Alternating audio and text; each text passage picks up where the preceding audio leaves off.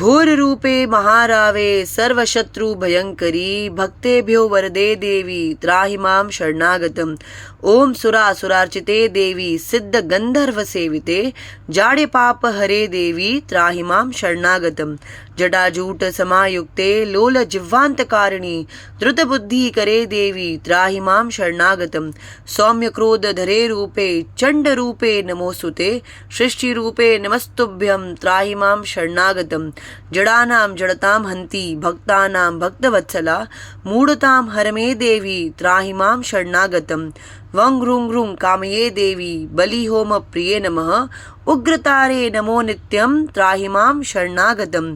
बुद्धिं देहि यशो देहि कवित्वं देहि देहि मे मूढत्वं च हरे देवी त्राहि मां शरणागतम्। इंद्रादि विलसद्वंद वंदिते करुणामयी तारे ताराधिनाथास्ये त्राहि मां शरणागतम्। अष्टभ्यां च चतुर्दश्यां नवम्यां य पठे नरः षण्मासे सिद्धिमाप्नोति नात्र कार्यान्विचारणा। मोक्षार्थी लभते मोक्षं धनार्थी लभते धनं विद्यार्थी लभते विद्यां तर्क व्याकरणादिकम्। इदं स्तोत्रं पठेद्यस्तु सत्तं श्रद्धान्वितः तस्य शत्रुक्षयं याति महाप्रज्ञा प्रजायते।